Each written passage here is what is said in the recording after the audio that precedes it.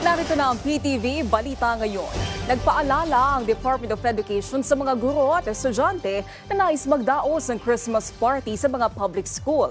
Ayon kay Vice President at Education Secretary Sara Duterte, dapat voluntary lamang ang Christmas party at hindi dapat mahirapan ang mga magulang at estudyante sa gastusin. Nilinaw din ni Vice President Duterte na hindi dapat pilitin ang sinuman na gumastos sa naturang aktibidad.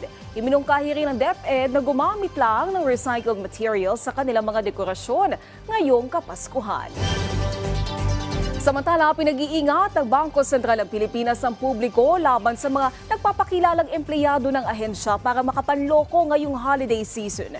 Giit ng BSP, hindi kailanman mangongolekta o nanghihingi ng pera ang kanilang mga empleyado sa mga kumpanya at iba pang financial institutions. Payo ng BSP sa publiko, maging maingat at huwag basta magbibigay ng personal na impormasyon sa mga kahinahinalang individual o grupo. Sakaling mabiktima, agad itong i-report at makipag-ugnayan sa mga otoridad. Samantala, alamin natin ang iba pang balita mula sa PTV Cordillera mula kay Ala Sunduan. Naimbag nga aldaw, formal ang may SWA dagiti aktibidad ti panag mga 2023 into December 12. Manariman itan ti kinal a koordinasyon ti lokal a gobyerno ti Baguio ket ti Baguio Flower Festival Foundation Incorporated.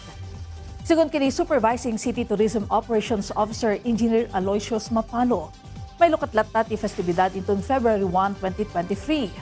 Kalpasan ti dua atawan, may subliman na ti Grand Street Dancing Parade, Float Parade ken week-long Session Road in Bloom.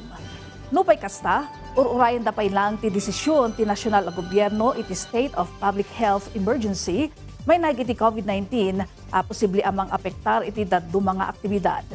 Sigon kini Engineer Mapalo, makatulong dagiti dadakkeng aktibidad ti paragbanga iti inunod a panag-recover ti lokal nga ekonomiya an apektaran kabayatan ti pandemya.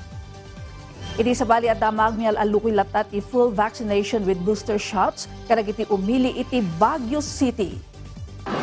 Kasarunod ito'y iti datos ti City Health Services Office, akaduan kadagiti pimusay gapo iti COVID-19, ti saan ang nabakunaan. Iti nasurok 26,000 base population, nailista ti nasurok 400 deaths, kadagiti nasurok 7,000 unvaccinated individuals. Manipod mo't iti nasurok 700 ang nakaawat lang iti 1 dose ti COVID-19 vaccines, 7 ti pimusay. Imbilin ni Baguio City Mayor Benjamin Magalong ti aggressive tracking ken panagbakuna kadagiti unvaccinated ken unboosted individuals iti pagadalan, construction areas, business establishments ken dadumapay a sektor. Impanamnamamot ni CHSO Assistant Head Dr. Celia Flor Brillantes ti agtultuloy a panagtrabaho dagiti amin a medical personnel kadagiti health centers ken vaccination areas. At dapay dagiti mobile vaccinators nga agriklikos kadagiti barangay. Dagitaman dagiti damdamag manipod ditoy PTV Cordillera, siak ni Ala Sunduan. Naimbang aldaw kada kayo amin. Maraming salamat, Ala Sunduan. At yan ang mga balita sa oras na ito. Para sa iba pang update, i-follow at i-like kami sa aming Facebook at Twitter account sa @PTVPH. Ako po si Naomi Tiburcio. Magandang hapon.